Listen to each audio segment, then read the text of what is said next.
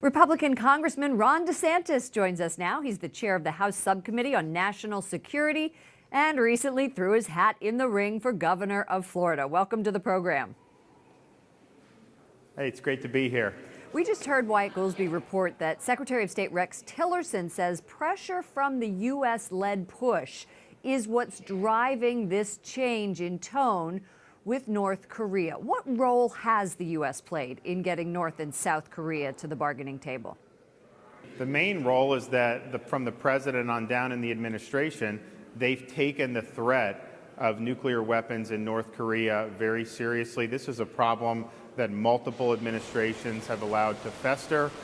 President Trump said this is something that we're going to have to deal with one way or another. They've ratcheted up economic pressure, political pressure, diplomatic pressure. I do think that that is the reason why you see the North talking with the South. Well, that leads to whether or not this really is going to be a turning point and whether it will lead to concrete changes.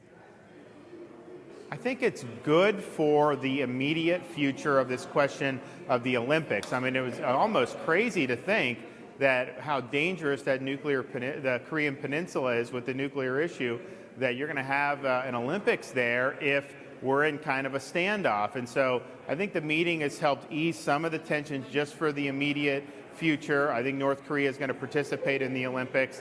In terms of this being a major turning point for North Korea and how they deal with their nuclear weapons, I don't think we're there yet. You've said many times that you worry about North Korea selling nuclear weapons to Iran, and anti-government protesters are really calling for that regime change in Iran. How do you think, how will that impact the arms race? Oh, if I could have one thing to happen right now, I would choose these protesters, the anti-regime protesters in Iran, to be successful in toppling the Khamenei regime. It's an Islamist tyranny. It has suffocated the Persian culture for decades, and these people deserve much better. But think about what would happen if the Khamenei regime crumbled. North Korea would then lose its most willing buyer for nuclear capacity because Iran is sitting on a lot of money based off the nuclear deal that Obama and John Kerry struck with the regime in 2015.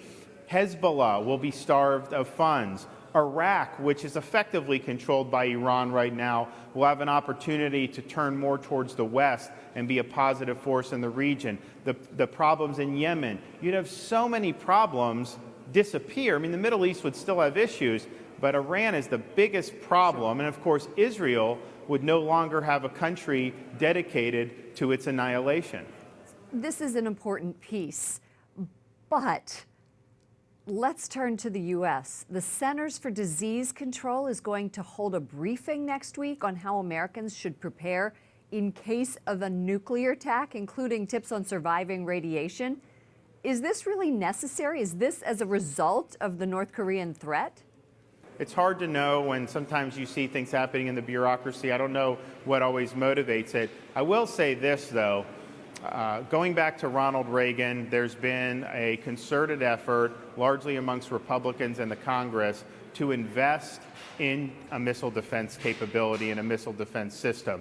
And as we watch North Korea test their missiles, and they've actually done better in some respects than I think we had forecast, just keep in mind that we do have a robust capability in terms of our missile defense. That's all the time we have. Thank you so much, Republican Congressman Ron DeSantis of Florida. Thank you.